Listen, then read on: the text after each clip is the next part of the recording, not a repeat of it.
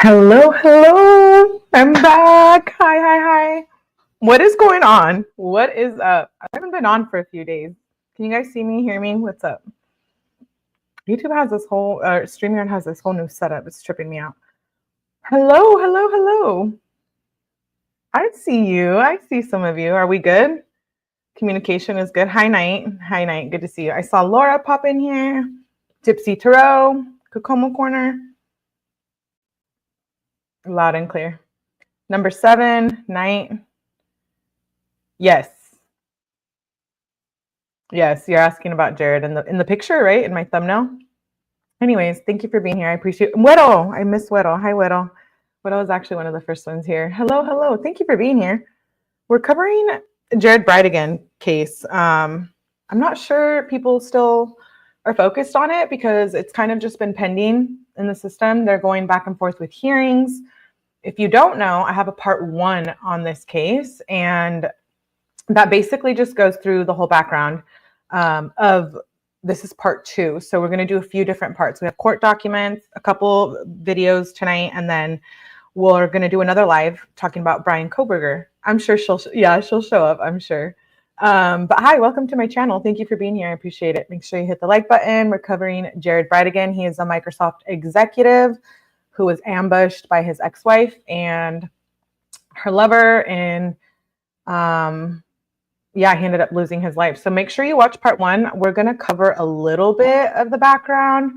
I'm going to do like a refresher just because I know, there's so many cases going on right now, right? And there's a lot going on in true crime, but this case is still open, and they're going to trial. They're going back and forth right now because if you're not familiar with the case, the wife, Shanna, she is very wealthy. Her parents own Stampin' Up. So it's like a craft company worth billions of dollars. So she has 𝗂𝐸𝗃𝗃 as her lawyer. And 𝗂𝐸𝗃𝗃 was Jodi Arias's lawyer, if I'm correct. Wait, not Jodi Arias. I think it was Casey Anthony, if I'm not mistaken. Anyways, regardless, he's a very good lawyer, and that's who her lawyer is, Shanna Gardner. Yeah, that's who we're talking about tonight. Jared Bridegan is mainly the topic, him losing his life. So I'm going to show a PowerPoint, and we're going to just read one of the documents and then watch a short clip, and then we're going to do a Brian Koberger live after this. So we have 2 streams tonight. I appreciate you for being here. This is Jared Bridegan on the screen. He is the person who lost his life, and you will hear about it if you're not familiar with the case, how he lost his life. And hello, Marcus. Good to see you. So this is Jared on the screen, and a little refresher for the night of the crime. That was February 16th, 2022. He was 33 and he had just dropped off his twins at home with his ex-wife Shanna and her husband, and after taking them out for dinner. And as he was driving home with his 2-year-old daughter, he stopped for a tire that was placed in the middle of the road, just randomly on his way home. And he was tragically shot multiple times with his toddler in the vehicle, who was unharmed, but she witnessed the entire incident. And a few bullets hit the car, and they were striking within inches of where she was at, right? So that's a crime in itself. But 7:30 p.m., Jared drops off his 9-year-old. They had a custody. Really, it was a really brutal custody battle and divorce. You know, she comes from a wealthy family. Like I said, she's a top-notch lawyer. Her family owns Stampin' Up. She really didn't do much with her life other than raise her kids and apparently cheat on her husband. So she was married. Jared was married to Shanna and had 2 children. And she ended up having an affair with a handyman at the gym where Jared had bought her personal training passes to. So it's kind of messed up. And so February 16, 2022, 7:30 p.m., Jared drops off 9-year-old twins at his ex-wife's home. At 7:50 p.m., he's shot dead while moving a tire from the middle of the road. What was that tire doing in the middle of the road, right? He was found about 2.2 miles from his ex-wife's house. So it was him basically, they had in the custody agreement a date night with the kids, and that was it. It was a date night. So he was heading back home. She is a cheater. Yes. She was hooking up with the gym handyman when her husband paid for really expensive training, personal training sessions. So 2.2 miles away from her home, he got shot in the middle of the road. That was about 7:50 p.m. on February 16th. About 8:00 p.m., Jacksonville Beach Police Department, they received calls reporting multiple gunshots. I have the entire case of paperwork from them. So I do have a lot of police reports. We're not going to get through a lot of them tonight. We're just going to read a little bit of it, but it's part 2. So when we do a deep dive here on Melly, we deep dive, right? So it takes a couple of lives to get through a case generally when I deep dive. And we're definitely deep diving this. I feel like it might go to trial this year. It's been a while. So I hope that Jared gets the justice he deserves. And it's a brutal crime.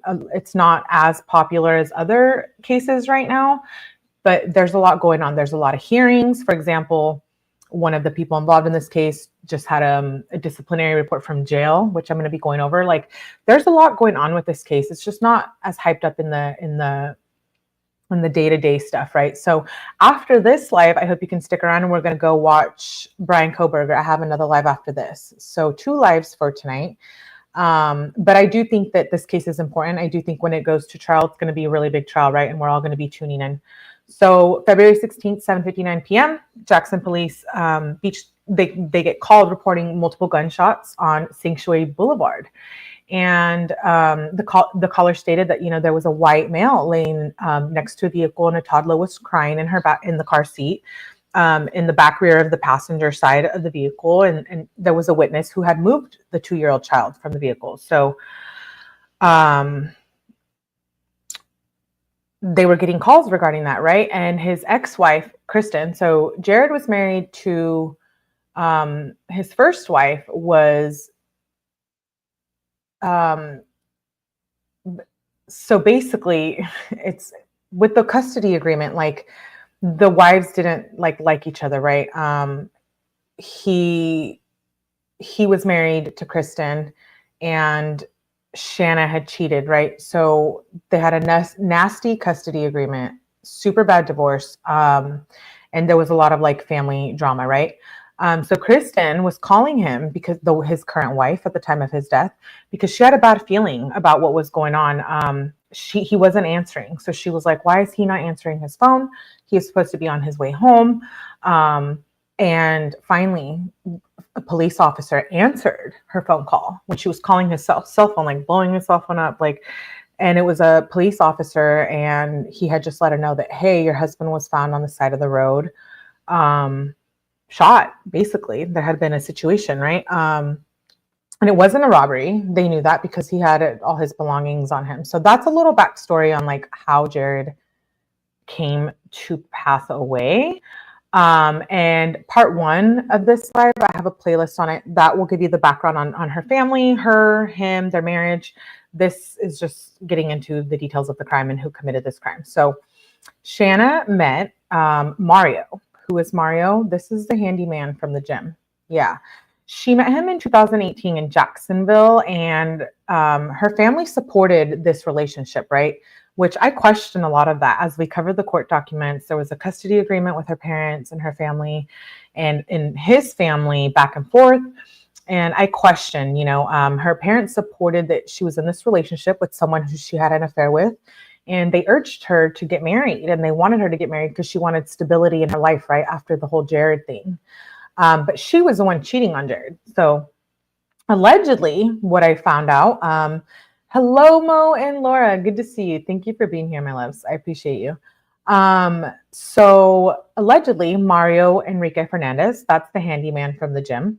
He was in the Army, and he was charged with forcible sodomy and SA for forcing a recruit under his charge while in position as a drill instructor in the U.S. Army. So this is who she went and cheated on her husband, who was a Microsoft executive and a very religious man. She went and had an affair with this man, Mario, who did all kinds of crazy things, right? The charges were dropped, and he was discharged less than honorable on January 9th, 2018. So one of the primary motivations is that Shanna had a lot of money, right? And her family comes from wealth. I told you at the beginning, and part one gives you more details, but her family owns Stampin' Up, which is a really big craft company that's worth like billions of dollars. And so Mario ended up getting with Shanna, and he wanted to help her with the kids, but Jared was like, no, I'm not okay with it. Like another man involved in their lives, like, et cetera, et cetera. Mario is the handyman who Jared bought her personal training sessions to go to the gym and work out. And Shanna met Mario on the screen. And Mario was a handyman at the gym, and she started having an affair with him. So they're the ones responsible, right? So like I said, one of the primary motivations was that Shanna had a lot of money, and she had conditions on her trust funds. And so she didn't want Jared to be entitled to any of that. So she married Mario. And this is Mario on the screen. This is both of them here in the picture. This is Shanna and Mario. And Shanna's the ex-wife. He's married to Kirsten at the time of his death, but it is alleged that one evening while out to dinner with Mario and Shanna, statements were made that he could get guys to break into Jared's house and take care of him, right? There was signs that something was going on. They were having a very hostile divorce, hostile custody, like battle. It was sadly, when Shanna and Jared divorced, they went through a very nasty custody battle of like 5 years. So imagine like the kids going through that, right? Like that's terrible. And it was basically all her. So it is alleged that Mario had said things about Jared before, prior to the crime.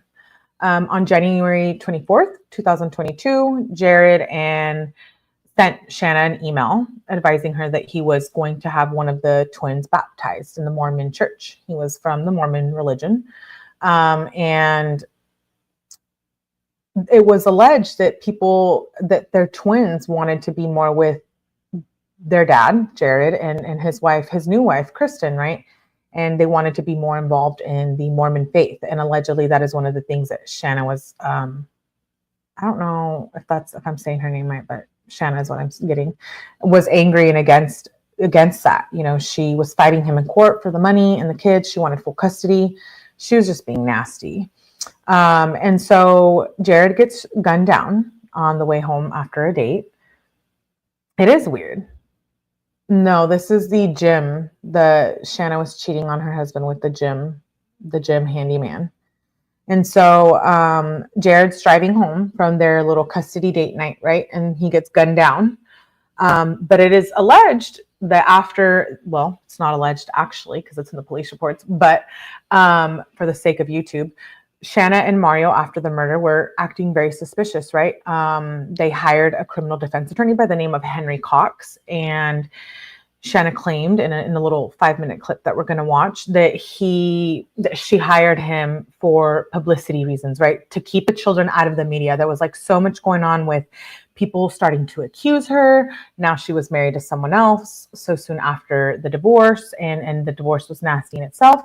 So they end up splitting up anyways, by the way, Shanna and Mario. But they did hire a criminal defense attorney after Jared's death. And on February 17th, 2022, Kirsten spoke with the twins, and they asked Kirsten, like, does dad have a will? And she thought that was really weird, right? There was already signs of all this hostility going around in their relationship and their custody agreement, etc.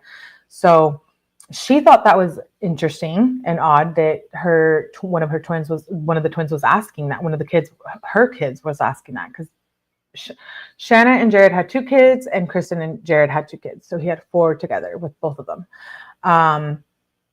She was made of wealth, right? And she wanted to keep Jared from gaining access to any of the trust funds, like I mentioned earlier. And she never had anything, from what I read, it was in research, she never had more than $2,500 in her account from the dates of, well, the police report states, I believe, January 1st, 2021 to March 30th, 2022. So for someone who is living off of her parents' wealth, right, and driving a white Model Y Tesla and basically cheating on her husband, she was spoiled. We covered that in the first part. And so that was interesting, right? When the investigation began, they're like, why does she have so little money? Because she's always comes from a lot of money. But I feel like this whole thing of the crime was over money and the custody agreement with the children.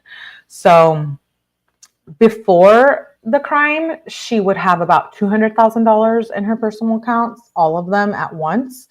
And after Jared was unalived, she went down to like $2,500.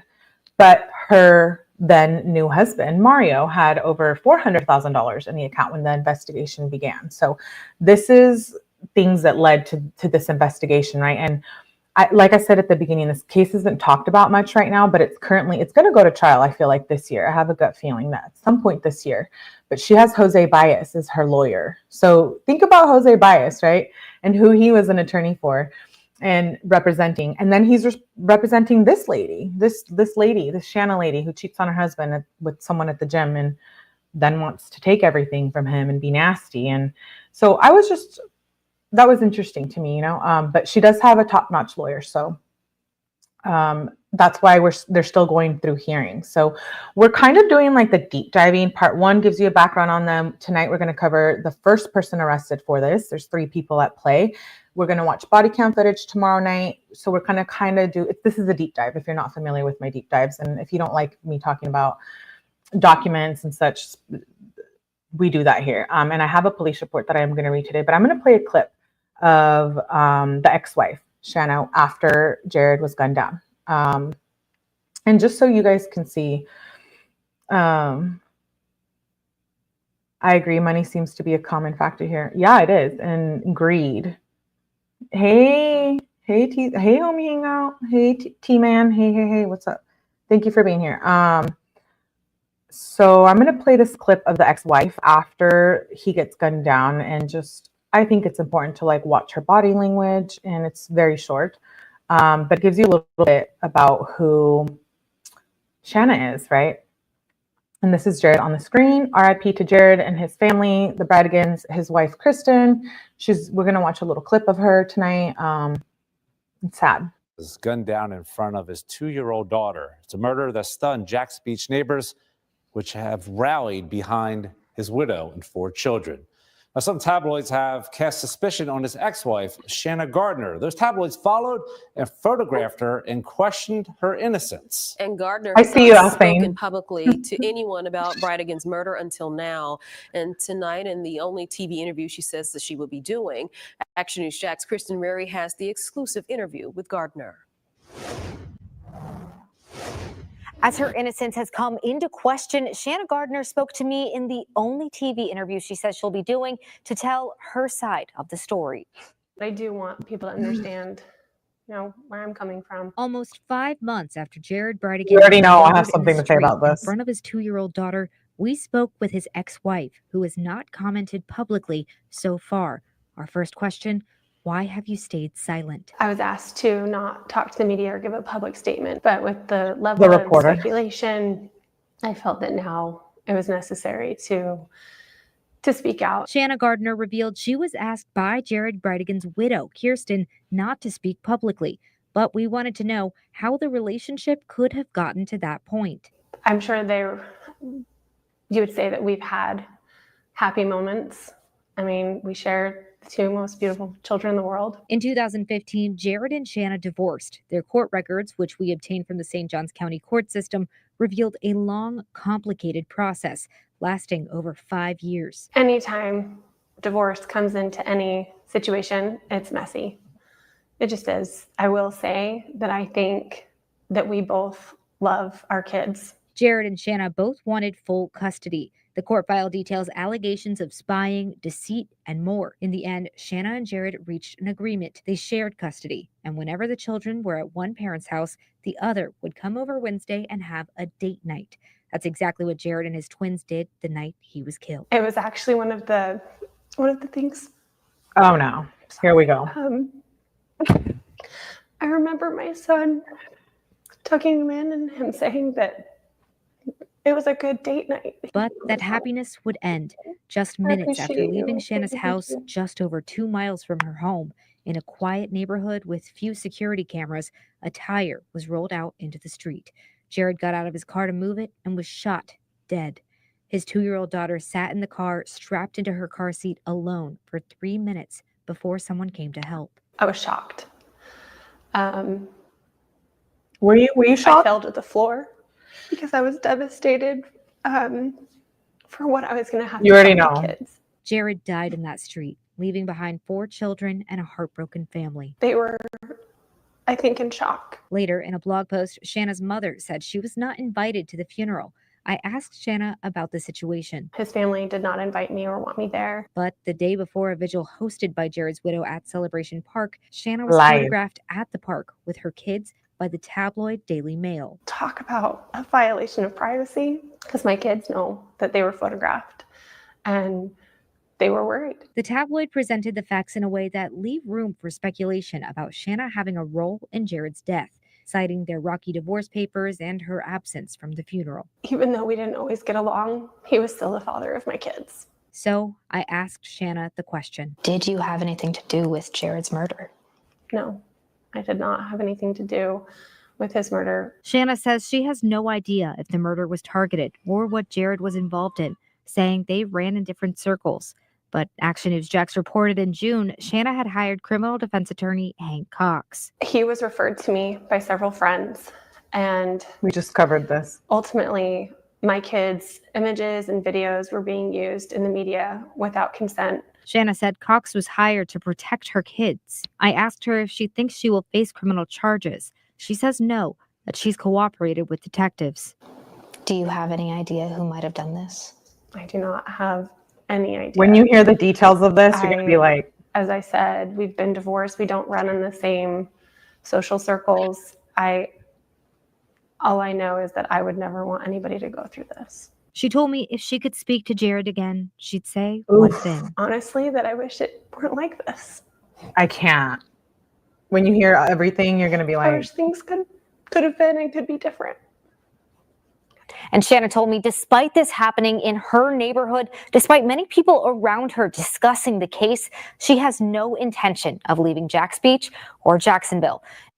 so 2.2 miles from home on their date night is when he was gunned down. Hey, Laura said there's something about this case in the news. Yeah, I know, but people are into, like, I know I get what's in the algorithm and stuff. Yeah, it just came out. I wanted to cover that, but I wanted to like start from beginning to end. I don't know. I'm just OCD like that. And thank you, number 7, for the super chat. I appreciate you. Thank you for supporting. I'll say an oh no, Melly. Here we go. You already know. You already know. Is she a liar, Melly? Absolutely. She guilty. Yeah. When you hear the details too, I had known about this case. I did the first part 1, 2 months ago. So I'm a little behind. I was a little behind, but I've been keeping up with it, and I have all the court documents. I always get all the documents, just facts. And I think she's evil. I do. I think she's evil. So after watching that clip, we're just gonna go through. This is Shanna too, by the way, on the screen. There you go. So we're going to talk a little bit about the funeral and the vigil because it was mentioned in that video, right? And it ended up being part of the custody battle that's recently going on with, had happened with the grandparents. And there's a lot to this case. I've over like, I think 1,000 pages of documents. So there's a lot. And we're going to cover just a little bit of the police report today. But that's Shanna. That's your girl. Shanna? Sheena? I don't know. Don't care. So Jared's funeral and his vigil. Shanna did not attend, like you just heard in that News Jax clip. She held her own celebration because she felt that she was uninvited because Kirsten and her had their beef, etc. Kirsten offered to pick up the twins prior to the memorial service, but Shanna claimed that the twins didn't want to be without their mom, right? On February 28th, 2022, Shanna emails Kirsten asking for Jared's death certificate. So like, couple weeks, a week or two later, Shanna's already like, yo, where's the death certificate? Like, I need that. And then on March 16th, she holds the first interview. March 25th, she has a phone convo with Shanna, Kirsten does, about the kids and what they're going to do in their FaceTiming, etc. April 19th is the vigil. And April 20th is the last FaceTime with the twins that Kirsten has. Kirsten is Jared's current wife at the time of his death. In June of 2022, Shanna gives, is it Shanna or Shana? I don't know. Gives an interview to a local newspaper and insists she has nothing to do with the execution of her husband, which is kind of like the clip we just saw. I'm just giving like a short timeline. And then as of August 2022, his murder had remained unsolved. At that night of February 16th, 2022, at 7:39 p.m., Kirsten called her brother. And while they were talking to Jared, this was before he was unalived, they spoke for a few minutes and her brother hung out. This was like an interview that his current wife did.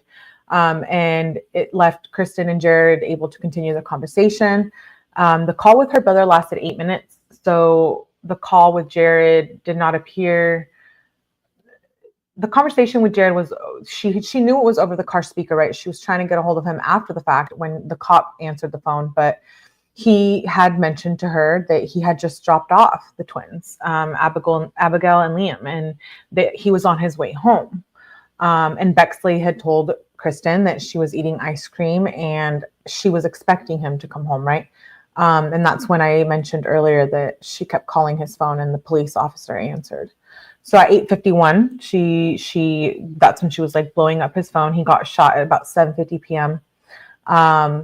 And in her first interview, Kirsten states that, you know, the relationship with Shanna was tainted, and that and her new husband, Mario, made that relationship, it was more hostile, right? It was not a good relationship they had.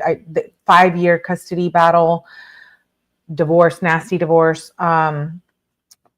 Shanna was constantly filing legal actions against Jared and the children and what they were going to do. And she was lying about him. We covered that in part 1. So make sure you watch part 1 after.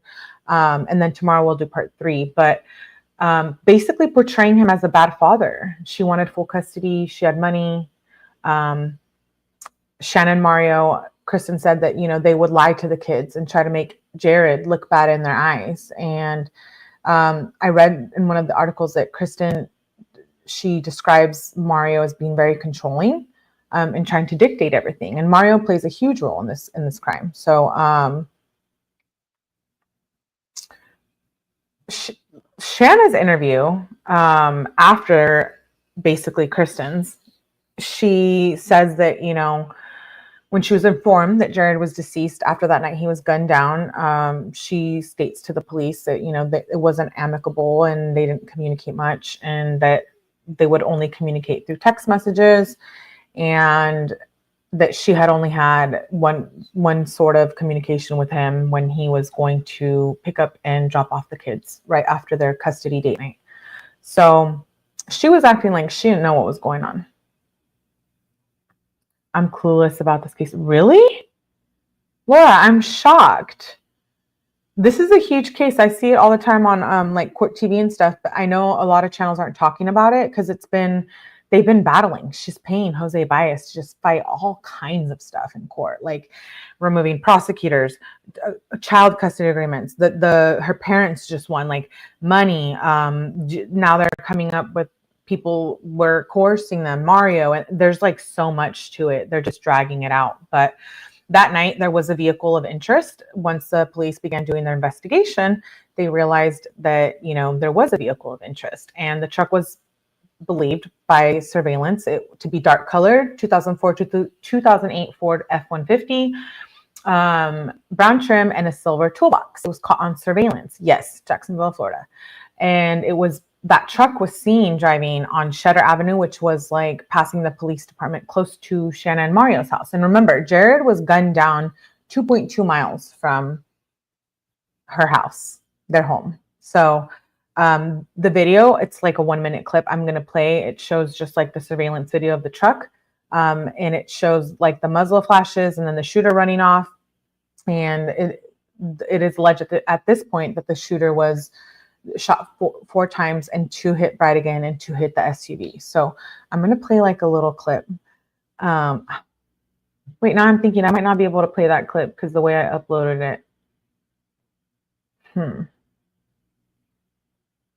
Oh no. Yeah, I was like, I don't think I can play it because I should have thought of that beforehand. Yeah, I know I won't be able to play it. My bad. Oh wait, yeah, I can play it. Just kidding. Just kidding. I just have to pull it up a different way. Oops. Okay, give me 1 second. It's the water. Nah, she's a freaking crazy ex-wife. Okay, hold on. My bad. I do want to make sure you guys watch this. So let me share my screen a different way. Here we go. Y'all know me. I'm a sucker for PowerPoints. We've had many issues, right? We've been going live and then the PowerPoint. Okay. I don't know if you will be able to see it. Oh.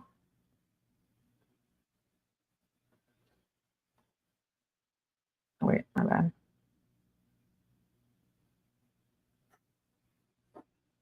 Oh yeah, you can kind of see it.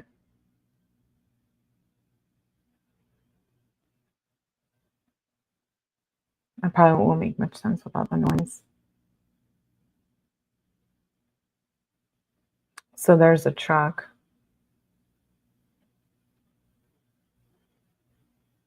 Oh no, that's one of the surveillance videos. I have to play that again.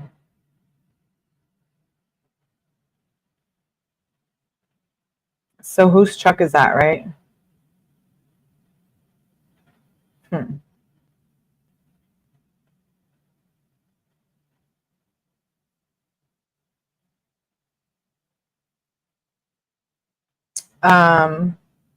That ends up being a big part of the case, but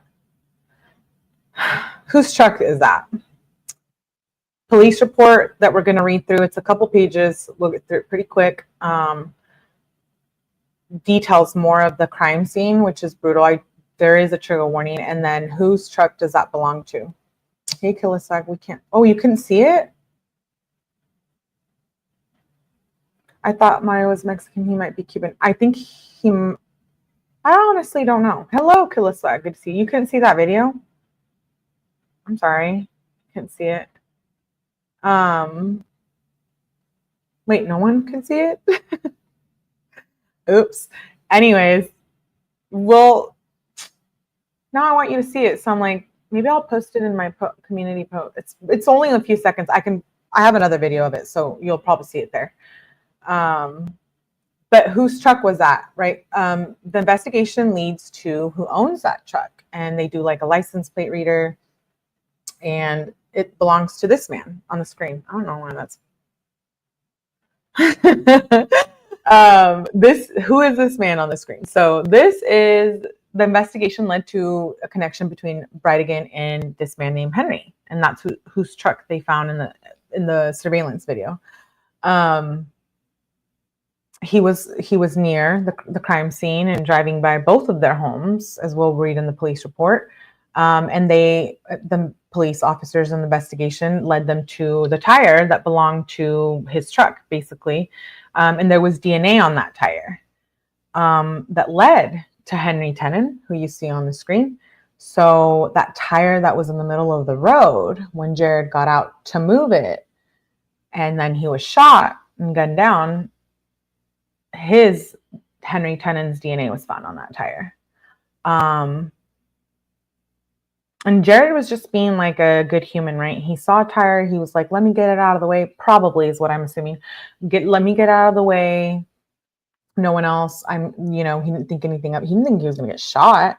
And, my heart goes out to the Bridegan family and the fact that they're still dealing with this 3 years later. It's crazy. But Henry Tenon's DNA was on the tire. And Tenon admits to owning that tire in one of the clips that we're going to watch and in the police report.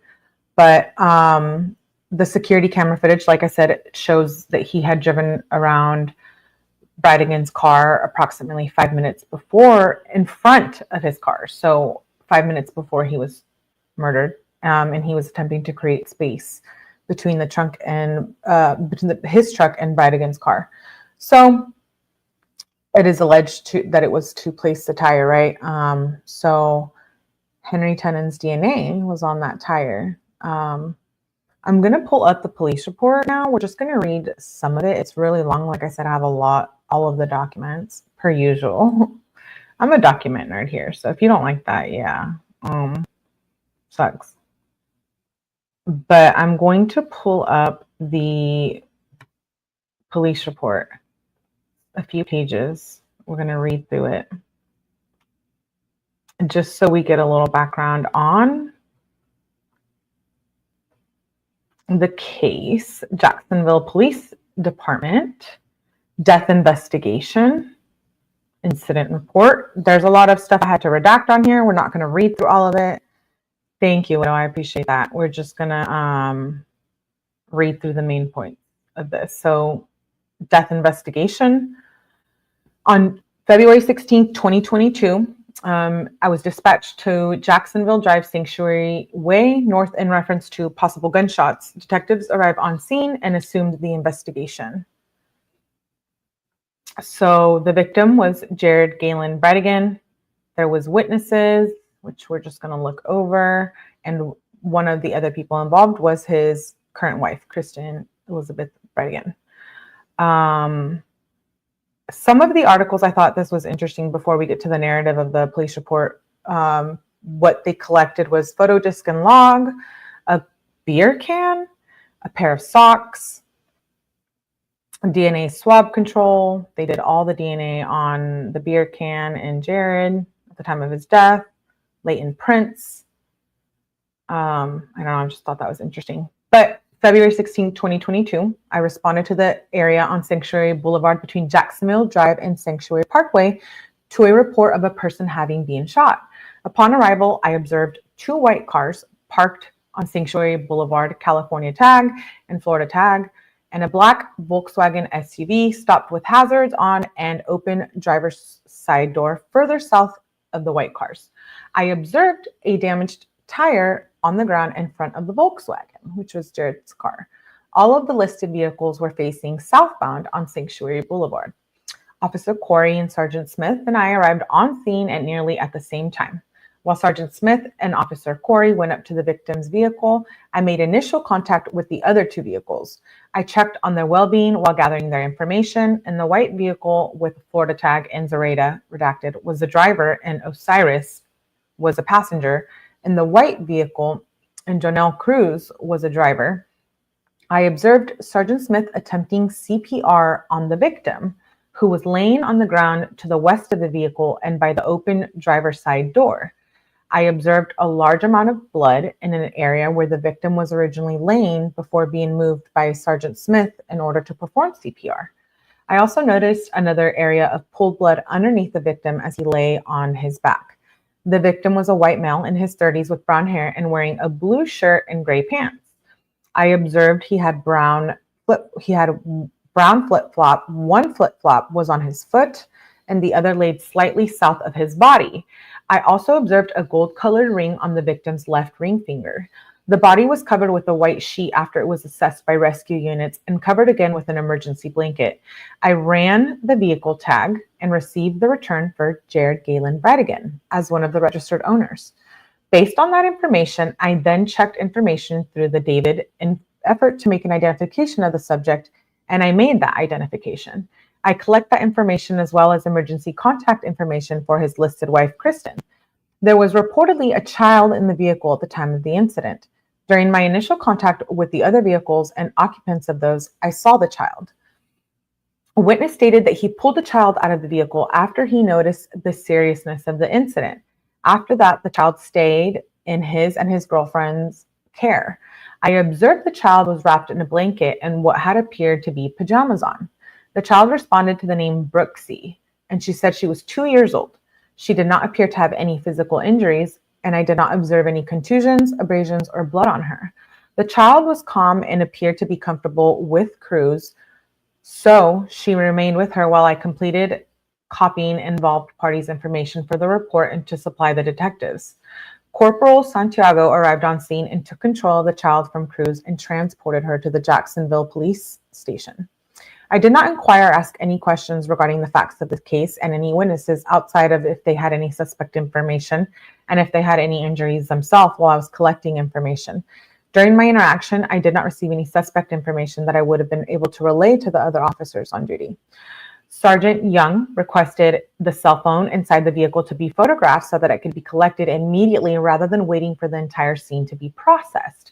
I assisted with taking several photographs of where the phone was originally located in the vehicle prior to being collected by Sergeant 795 from the vehicle. I observed 2 holes in the vehicle consistent with that of a projectile. One hole was in the center console dash area to the lower right of the steering wheel. The other appeared to be in the middle left area of the passenger side front door under the window and close enough to cause the window glass to spider but not break out. While looking into the victim's vehicle to retrieve the cell phone, I did briefly observe bloodstains. Can you imagine your 2-year-old being in the car when this is happening? Yes, it is a wild story. Hello, Lily Laura. I'm glad you made it. Hello, Kat Randall. I'm sorry, I was reading, so I didn't get to say hi to everyone. I'm not trying to be rude. Hello, Courtney. Hello, Kat. Meow. Hello, Lily Laura. Homie says he's listening. You good thing. This they get paid to do. Right, Laura. Yeah, was it worth it? No, I don't think so. I think she lost her gone guy mind. But this is the, yeah.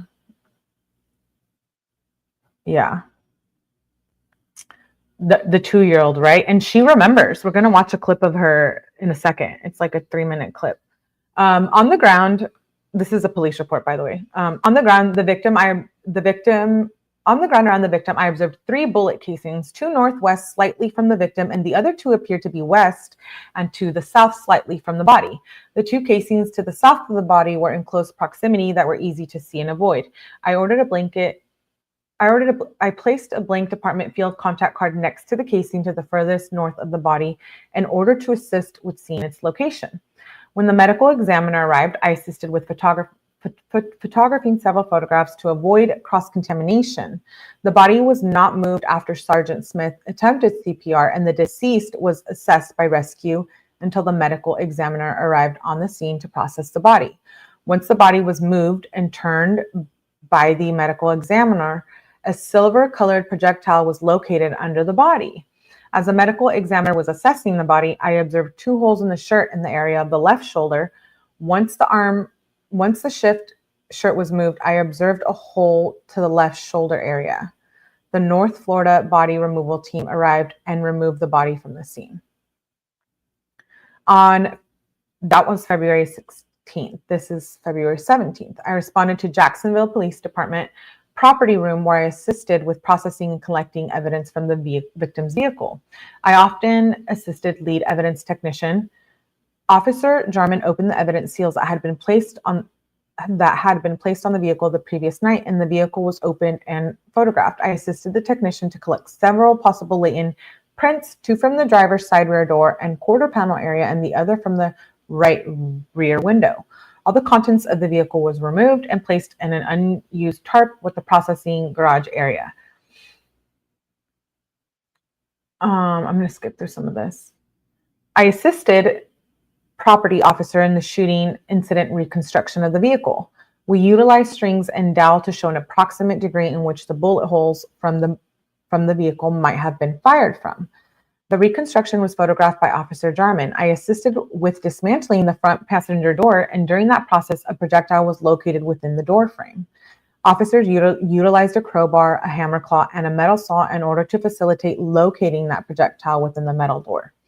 Additionally, while looking inside the vehicle's driver's side door, I observed several areas where there were blood stains that appeared to be falling in a downward motion, as if the subject was straight and the blood was dropping straight down. On the driver's seat itself, there appeared to be a swipe pattern blood stain. The swipe pattern blood stain appeared consistent with transfer of blood from the blood-bearing surface, such as the victim's pants, onto another surface, such as the driver's seat. The stain indicates motion as if someone was exiting the vehicle. While processing the vehicle, I was called to collect items from the incident scene on Sanctuary Boulevard. Other officers located a Busch beer can in the grass and a tree line on the west side of the roadway within close proximity of where the body was located. At the southern end of Sanctuary Boulevard and on the west side of the road in the tree line was a pair of white socks with red and blue stitching on them. There was an area where the socks were located where it appeared to be cleared off debris and slightly flattened as if a large item was resting, causing the ground to flatten. When I first read that, I was really confused about that. The pair of socks and the beer can were photographed with and without evidence markers. The items were collected and submitted to Jacksonville Police Department. There were also swabs that were submitted to the property room with 2 latent print lifts from the shaft of the beer can. The photographs I took on the second day of processing were again copied to the photo disc, and I completed a photo log. Nothing further at this time. So we're going to just go through some of this police incident report. So it's long. It's like 174 pages. But I just want to read the important parts of it. Upon arrival, I observed a white truck parked on the grass on the west side this is from a different perspective, on a Sanctuary Boulevard facing south. I checked the registration and made contact with the owner. The owner stated that he did not hear any gunshots and did not see any suspicious activity. The owner saw multiple vehicles near the end of South Sanctuary Boulevard and parked his truck and walked down to see if he could help. I asked the witness why he thought he needed to help if he did not observe any suspicious activity. The witness says he was just trying to do the right thing. I gathered the witness's information and told him to remain on scene and follow up questions. When the witness took his Florida driver's license from his wallet, I also observed he had a concealed carry permit. The witness became agitated and stated that he did not understand why he had to stay. As I spoke with other witnesses, the witness continued to insist he wanted to leave and he should have not been made to stay. I continued to explain to him he needed to stay until a detective spoke to him. The witness continued to be highly agitated, pacing up and down Sanctuary Boulevard and trying to get in and out of his truck repeatedly. I attempted to diffuse his aggravation by remaining calm and explaining the detective would be over to speak to him as soon as possible. He stated that he felt he was being punished for trying to help and being a good guy.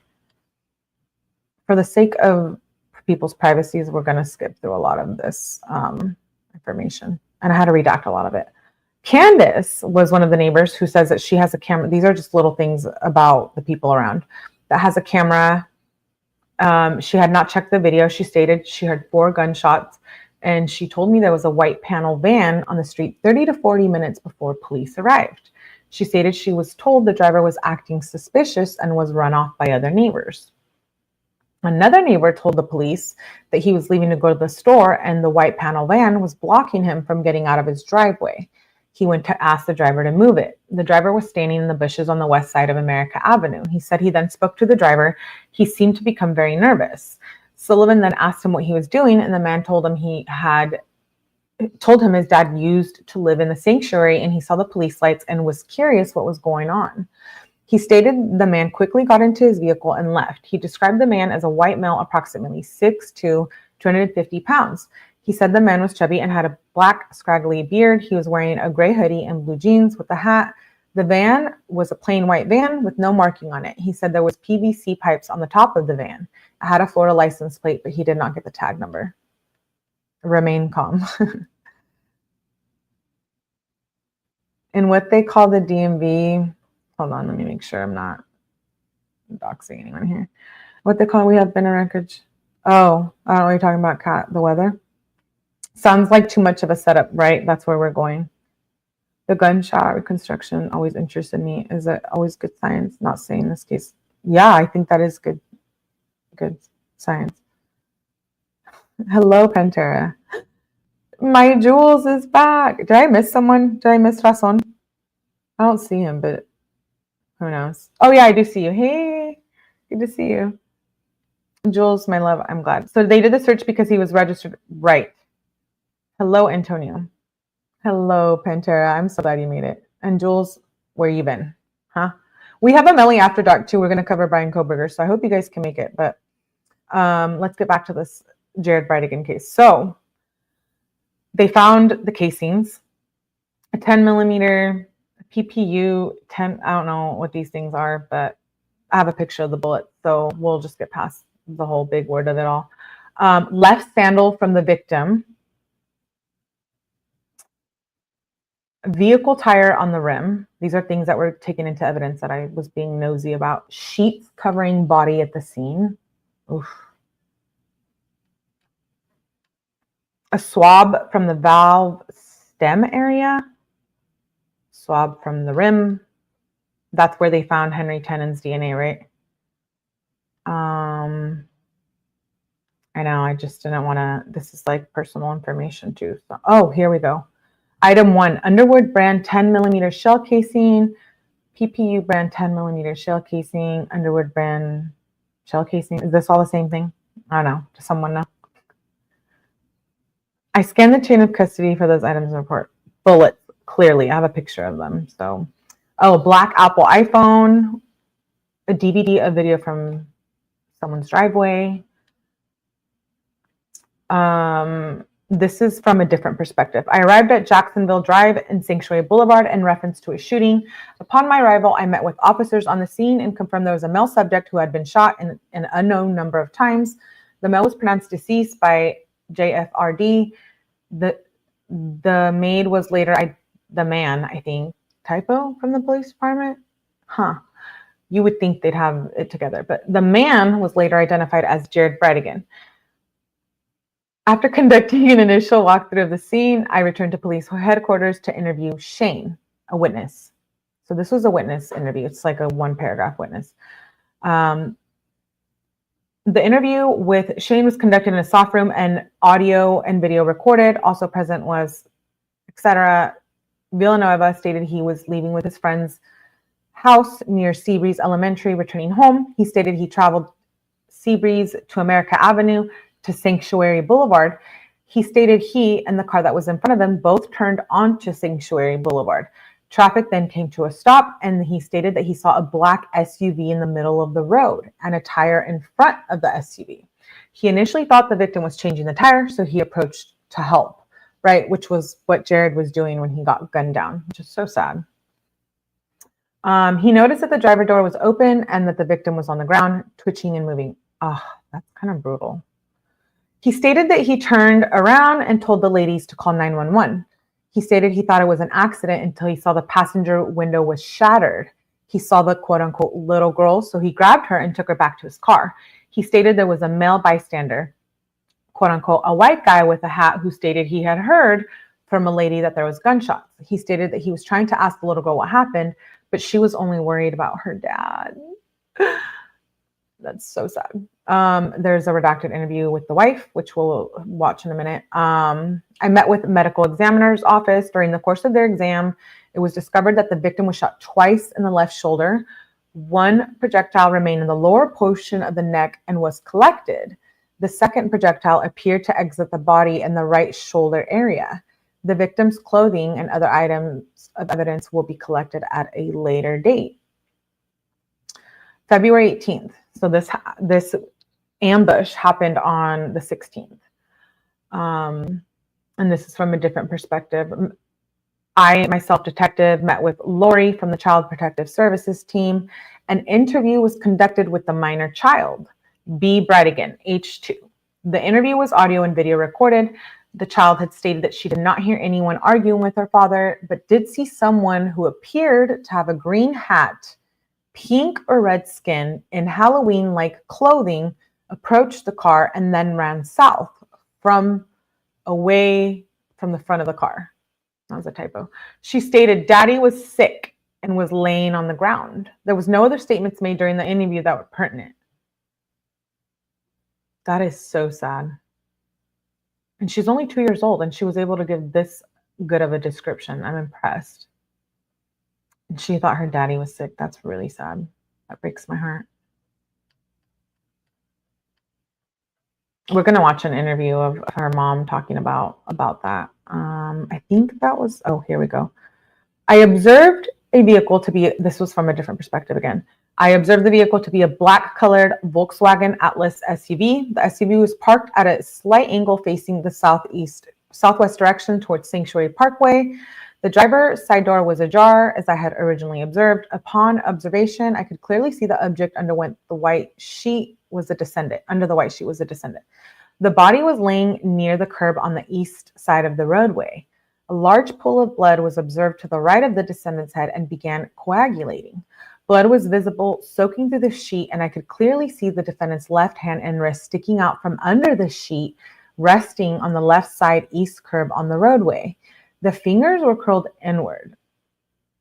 I observed a silver and diamond ring, which appeared to be a wedding band, on the descendant's left ring finger, along with what appeared to be a black Apple Watch. There was what appeared to be dried blood on the hand. The descendant's feet were also sticking out from under the sheet. The descendant's feet were crossed, and it had appeared to have been wearing one brown-colored flip-flop sandal, while the other was laying nearby in the street. The descendant's feet were facing south and his head north. I observed a large tire laying in the middle of the street, approximately 10 to 15 feet to the front of the vehicle. It appeared to be old and damaged. Sergeant Smith pointed out 4 shell casings laying in different areas of the scene, beginning from the rear of the vehicle and ending near the front driver's side door. The casings appeared to be brass casings. Additionally, Sergeant Smith pointed out what appeared to be blood spots on the left side of the driver's seat and the interior frame of the driver's side door. Looking into the vehicle, a small hole was observed in the center dash with an entry point below to the right of the steering wheel. The front passenger side window was shattered but still intact. A small hole was observed where the frame and glass met, with majority of the impact appearing to be in the metal frame. There were what appeared to be lines in the glass extending around the circumference of the center point of contact. Yeah, someone threw a tire out in front of the road so that Jared would stop. Well, I think it's pretty bad when, oh, I will. Thanks, Lily. I'm going to read a little bit of the technician report. We kind of already went through the main details of that. I kind of want to play, this is just going to go on forever, this police report. Melly must have been a lawyer in the, yeah, something like that. Something like that. Let me pull up. I'll still share that police report. We're going to deep dive all of the documents, but let's get back to some of this. There's Jared, by the way, on the screen. That's Jared. So sad. Watch part 1 if you want to know about the details behind their background, because I cover it on part 1. So this is a man who is in the surveillance video, like I said. This is the first person who ends up being involved with the case, and this leads to the rest of the other people, right? And this is Henry Tenen. So I'm going to play the press conference. It's less than 10 minutes long. So January 25th, this all happened. There was a lot of time right in between because they had to investigate. They didn't know who had done this for some time. So it went unsolved, and the person, Henry Tenen, who ended up being arrested, he had to do 5 months in. He was locked up before he even got charged with being involved with Jared's death. So on January 25th, 2023, police department chief, along with the state attorney, held a press conference, which we're going to watch, to announce the shocking arrest. So for months, they didn't know what had happened. They didn't have any leads, but they were investigating, right? We thought they didn't have any leads, but they were investigating. They were doing an investigation that is still going on. I mean, they're fighting everything in court right now, but Henry Tenen was a 61-year-old man who had been taken into custody. The charges against him initially, the charges against him for the Jared case were conspiracy to commit murder, second-degree murder with weapon, accessory after the fact to capital felony, and child abuse for the child being in the car, right, when Jared was gunned down. But he initially was arrested he was pulled over for a traffic stop prior to this. So I'll get a little bit into that. But February 1st, 2023, the judicial district announces that there's a major break in the case, and that they announced in the press conference that we're going to see that Tenen didn't act alone, right? They were putting together this investigation, and they knew that there were other people that had helped him, maybe place a tire in the road, or that were involved. Her office, the district attorney, filed the charging document against him on February 1st. The document details that Tenen, on or about January 4th, 2022 and February 16th, 2022, did agree and conspire, combine, or confederate with other human beings to unlawfully and from a premeditated design affect the death of Jared Bridegan. Henry Tenen, it's important, right? Because he's the one who's responsible. But he was renting a property on 5239 Potomac Avenue in Jacksonville, Florida. And that property was owned by Mario Fernandez. So if you missed it at the beginning, Mario Fernandez is the handyman that Shanna was having an affair with at the gym. So Henry Tenen, some random dude, his DNA is found on the tire, and he is living on a property that is owned by none other than the current husband of the crazy ex-wife. So they start the investigation, which had already started, but now they're looking at different angles, right? There's other players involved. And according to financial records from one of the banks, once they started to get involved, we're going to get into all the details. The police and the investigation led to wiretapping. I have those reports. There's a lot going on. This isn't even, I don't even know if it'll go to trial. I'm hoping it does this year, but there's already like 2,000 documents on this. So it's like, she's really paying her lawyer to try to get her out, right? Mario is looking at the death penalty with the gravity of this case. So detectives start the investigation. The bank accounts lead to them finding handwritten checks that were discovered from Mario. The investigation into Bridegan's background with these people and the divorce was a contentious relationship, right? So that's kind of when the investigation started into who else was involved. So I wanted to play a video I have a picture of the checks. I do kind of want to play that, but let's watch the press conference. It's DNA on the tire, yeah. No. Because he got pulled over for a traffic stop. So they arrested him for a traffic stop, and they had him locked up for 5 months for a traffic stop while they were investigating. Why are they allowed to do that? I have no idea. No idea. I wanted to play the video of the mom and Kirsten.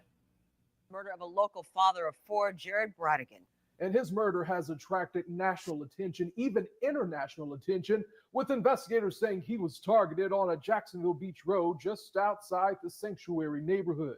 Police believe after dropping off his twins at his ex-wife's home, he stopped to move this tire in the road, and that's when he was shot to death in front of his 2-year-old daughter, strapped in her car seat until help arrived. Bridegan's widow and mother of his 2 youngest children says the grief has come in waves day after day. She spoke with our Katie Jeffries about how tough the pain is.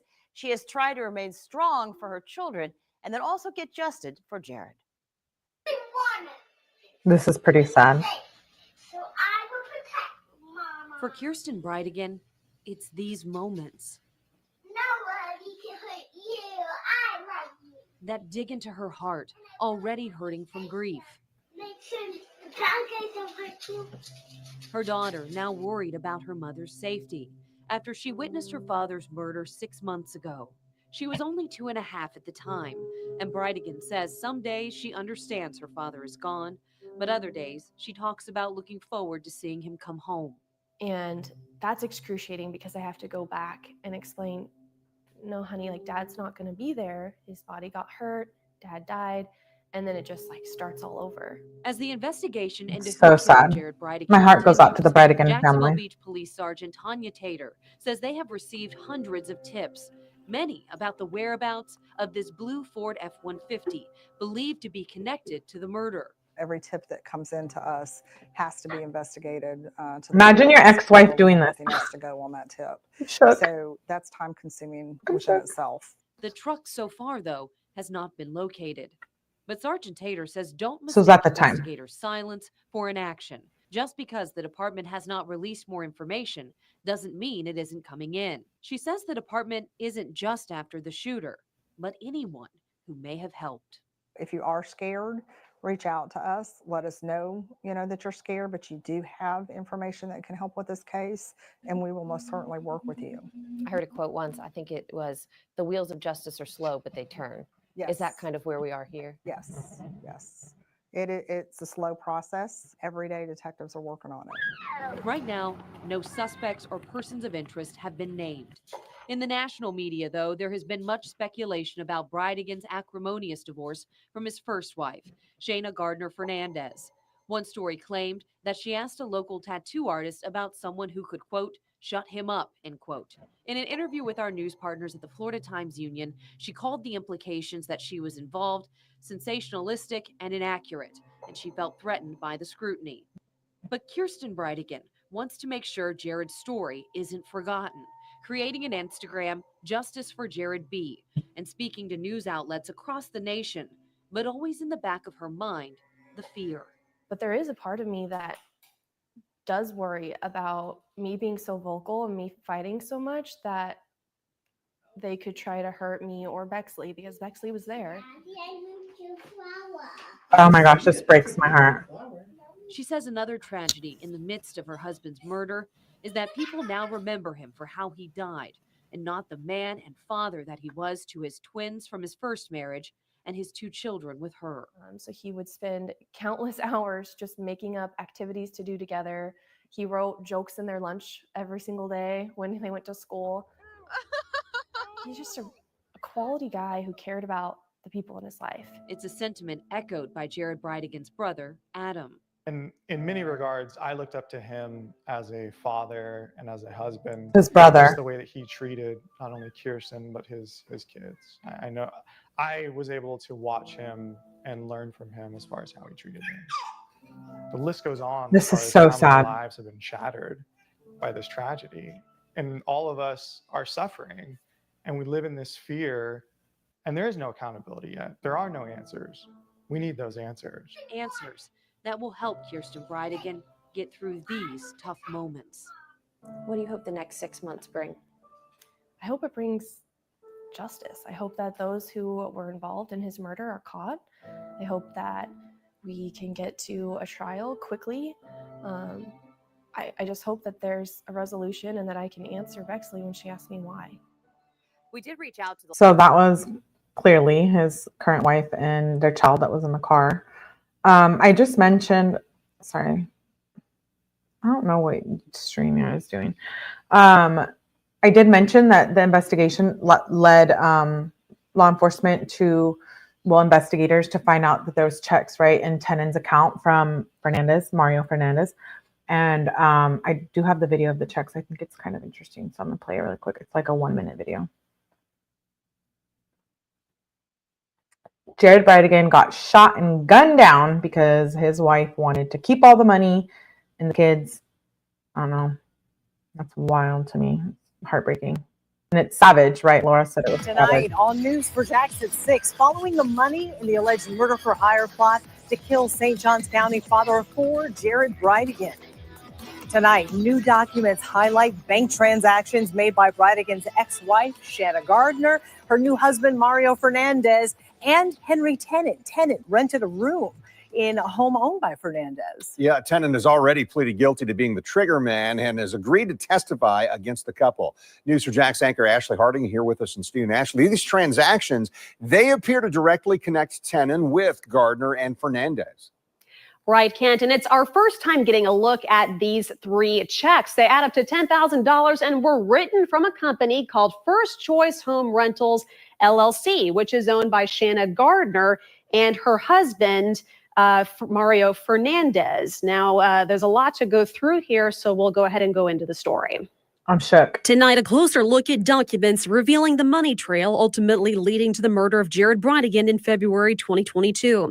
According to bank statements, Henry Tennant, the man who admitted to pulling the trigger, had a balance of just 52 cents on January 6th. That's 6 weeks before Bridegan was killed. About a month later and days before the murder, his account was negative $2.38. One area of focus for prosecutors is 3 checks written to Tennant and signed by Fernandez. One dated March 28th for $2,000 has a memo line for landscaping and clearing. Another with the same date but for $3,000 is set for keeping up with the roof. And most notably, one written for $5,000 in early April contains the memo line for Kickstarter, good luck. Other documents released show husband and wife co-owned First Choice Home Rentals, LLC. Another document names Fernandez as a trustee in the Shanna Gardner Irrevocable Trust. Bank statements for the trust show 2 separate transfers for $5,000 each to First Choice Home Rentals. One dated March 15th, 2021, the other dated April 26th. In the legal document for Gardner's trust arranged by her parents is a section stating, furthermore, and notwithstanding the foregoing, when our daughter Shanna shall have no further legal entanglements with her ex-husband Jared G. Bridegan, she may elect to serve as the trustee by delivering a signed and notarized document to the trustee then in office. Prosecutors are seeking the death penalty against Gardner and Fernandez. 2 weeks ago, attorneys for Gardner filed a motion contesting the legality of the current law, requiring an 8-4 majority to impose a death sentence. Now, Gardner and Fernandez. So if I know it's like, wait, we went from here to there, but we're gonna deep dive all of it in the body cam footage and all. Why is the StreamYard doing that? My bad. So remember when I said that he wasn't arrested initially for the murder, that he was pulled over on August 18th, Henry Tennant, by the way, 2022, for possessing a weapon as a felon and driving without suspended license. They were unrelated charges, and he also had prior convictions to burglary, misdemeanor, battery, and some traffic offenses. But like I said, he was held in custody for 5 months before they charged him with Jared's death, and then he spilled the beans. He snitched. And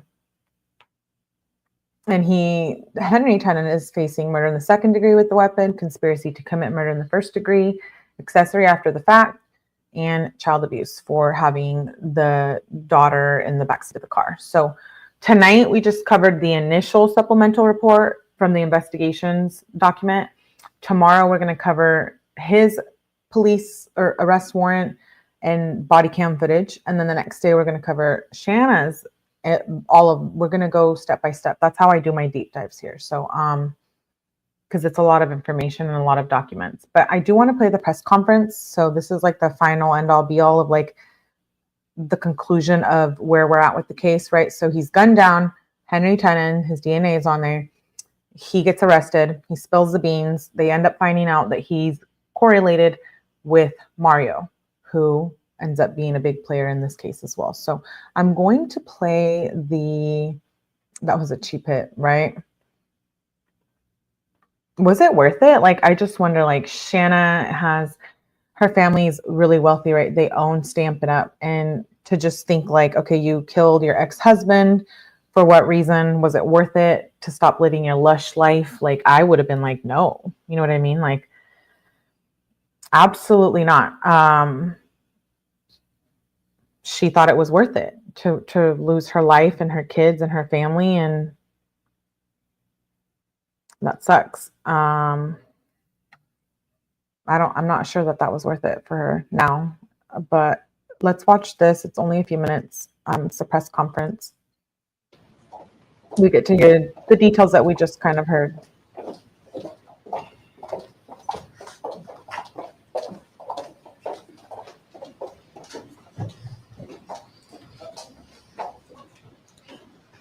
It's crazy, not worth it. Right, Widow. It's insane. Good morning, and thank you for being here today. My name is Gene Paul Smith, and I am the Chief of Police, the Jacksonville Beach Police Department. I'm joined by several of men and women from our agency. It was only a few minutes long. State Attorney Melissa Nelson, and members of the Bridegan family who have waited for this day for almost a year. On February 16, 2022, Jared Bridegan was driving home from a planned date night with his children. On Wednesday nights, Jared would take his 9-year-old twins to dinner with their 2-year-old half-sister. He had just dropped off his twins at their mother's home and was driving to his own home on a dark area of Sanctuary Boulevard here in Jacksonville Beach. Jared came upon a tire blocking his route of travel. That tire was purposely placed there to make him stop. After putting on his hazard lights and placing his car in park, he opened his door and to presumably move the tire out of the road. It was then that he was gunned down in cold blood. Nothing was stolen from him. His 2-year-old daughter remained strapped in the car seat in the back. This was a planned and targeted ambush and murder. The ruthless homicide has pained our community, and of course, Kirsten and Adam, who are here with us today, along with their brother Justin, and the rest of Jared's family and friends who mourn his death. For almost a year, we have investigated this case, seeking the many questions surrounding Jared's murder, and most importantly, to answer the question, who killed Jared? Just under an hour ago, this man, Henry Tenon, was arrested for the following crimes: conspiracy to commit murder, second degree murder with a weapon, accessory after the fact to a capital felony, and child abuse, all directly related to the murder of Jared. In just a moment, State Attorney Nelson will speak briefly about the charges and what's next for Tenon. However, I will say one additional thing beforehand. We asked for the community's help at the outset of this crime, and I want to personally thank everyone who has come forward to offer even the smallest bit of information. We asked for your help to identify a dark-colored F-150 Ford pickup spotted around the crime scene at the time of the shooting. And we sought information about the tire planted in the road that stopped Jared. Thank you again to everyone who stepped up. It was very helpful. We hope to have more answers to provide to you, even if not, it cannot be today. And with that, State Attorney Nelson will go into the charges and the next steps. Thank you, Chief. Let me begin by thanking all of the media who has followed this case since its inception. And Kirsten, Adam, this was before your wife Carly, your brother Justin. I know this wait has not been easy, but as I just told you, I can attest firsthand to the department, the Jacksonville Beach Police Department, and our prosecution team at the State Attorney's Office has devoted to this investigation. Today, we have decided to share limited information about the state's evidence against Henry Tenon. In order to protect the integrity of this ongoing and active investigation, the state has obtained a court order sealing Tenon's arrest warrant and affidavit for the next 30 days. I agree, However, I will Courtney. briefly discuss the 4 crimes for which Tenon has been arrested. Conspiracy to commit murder. We know Henry Tenon did not act alone. Conspiracy to commit murder is a first-degree felony, punishable by up to 30 years in prison. Accessory after the fact to a capital felony.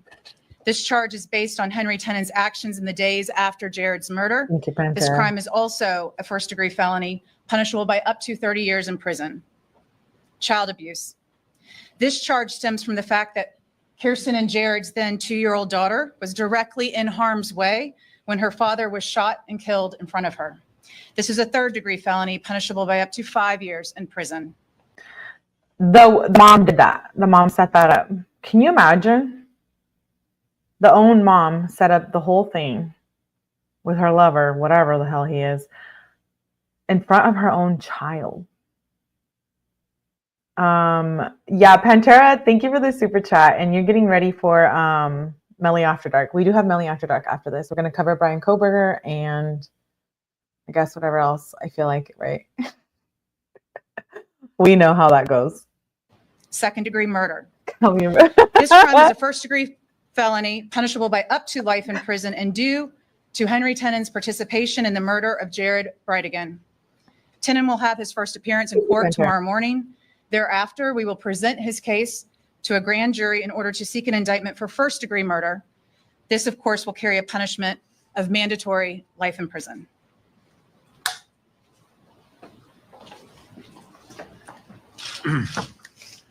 Thank you, State Attorney Nelson. The last thing I will ask is for this community to continue its vigilance as we move forward with this case. If you have any information about this man, Henry Tenon, as it relates to this crime, please contact the Jacksonville Beach Police Department or the State Attorney's Office. Thank you for being here and have a good day. Thank you.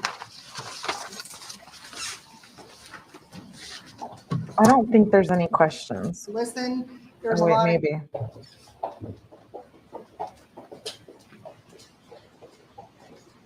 It's going to be lit.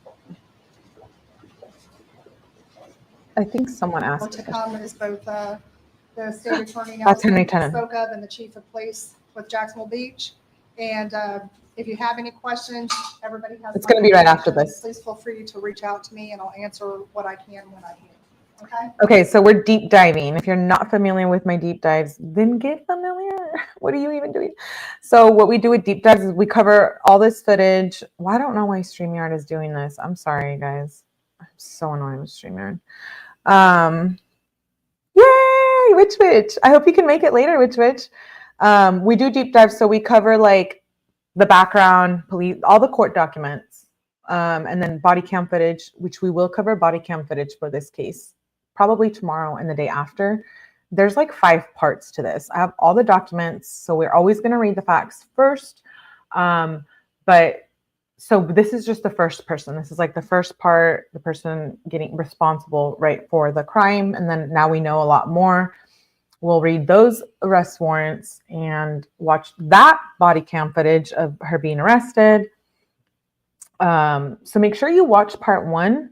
Tonight was part 2. This is just an introduction of the first person charged, which was Henry Tenon. Tomorrow we'll cover the next, and then the next day the next. So I hope you guys are here for the remainder of the Jared Bridegan case. I am very passionate about this case. I have been following it. I just haven't been as consistent with it on my live. I did part 1 like 2 months ago. And so now I'm like, okay, I'm going to get through all of these docs. So we're still doing Gabby Petito docs as well. Stay tuned for that. We're covering Lynn Wilson this weekend. And then I have a couple of other things that I've been working on. So I'm excited and I appreciate you guys for being here. Make sure you watch part 1 of this case so that you're all fully caught up. I hit on a lot of the main facts of their background and whatnot. And then tomorrow we'll be able to watch some body cam footage and read an arrest warrant. So Yes, Pantera. It's almost over. We're pretty much done here. I didn't want to make these parts so long because we're doing numerous parts. But don't worry, we have 𝗏𝐿𝐼E After Dark after this. If you're not familiar with 𝗏𝐿𝐼E After Dark, we just go there, hang out, listen to music. Tonight on 𝗏𝐿𝐼E After Dark, we're going to read Bryan Kohberger's new document. So I'm very excited about that. So I hope to see you guys there soon. The 𝗏𝐿𝐼E After Dark, sometimes I clip them. Jules, I miss you too. Yeah, no, you guys, I hope to see you in the 𝗏𝐿𝐼E After Dark. So make sure you hit the like button. When you leave my channel and we deep dive a case, you'll know everything about it, right? We deep dive a lot here. Make sure you check out my previous videos too. They don't get a lot of attention because, like, you know, it's present time and there's a lot of other things going on, but I've covered some pretty good cases from the get-go when I first started my channel a couple months ago. Ashley Bocanegra. I've covered a lot of Sarah Boone. I've covered Tiffany Lucas. If you haven't watched Tiffany Lucas, go watch. Sidney Powell. There's like 6 parts to that case. This is a deep dive. I cover a lot of Diddy. I mean, we do a little bit of everything here. Lily Phillips. So all true crime, everything here. But the 𝗏𝐿𝐼E After Darks, we just go and have fun and hang out. So make sure you watch part 1 of the Jared Bridegan case. Again, my heart goes out to the Bridegan family, Kristen, her kids, the family. They're currently in court right now. We'll get to this at the end of the deep dives.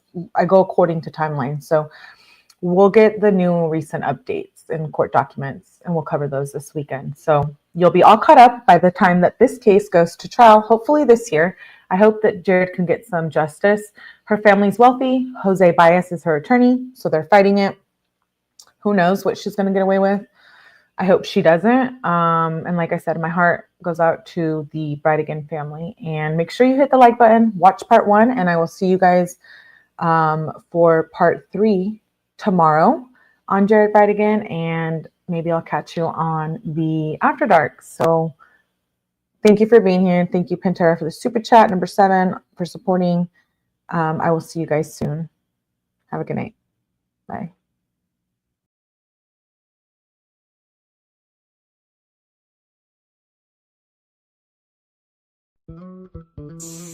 Dark hair shining in the Cali sun.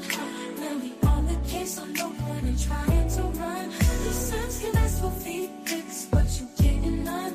It's crime o'clock with 𝗏𝐿𝐼E, let's have some fucking fun. Some try to hide away, so all they do is hurt. But nobody can hide once she gets a hold of that paperwork. So don't you dare come in here acting like a jerk. Dance might make her dance, but new court docs will make her wanna twerk. Dark hair shining in the Cali sun. 𝗏𝐿𝐼E on the case, so no point in trying to run. These Sims can ask for feedbacks, but you getting none. It's crime o'clock with 𝗏𝐿𝐼E, let's have some fucking fun. So if you're feeling for true crime, like it's a drug, crime o'clock with 𝗏𝐿𝐼E is your motherfucking plug. Going so hard on criminals, they'll call their mama for a hug. She's finding out all the stuff they try to sweep under the rug. Dark hair shining in the Cali sun. 𝗏𝐿𝐼E on the case, so no point in trying to run. You Sims can ask for feedbacks, but you getting none. It's crime o'clock with 𝗏𝐿𝐼E, let's have some fucking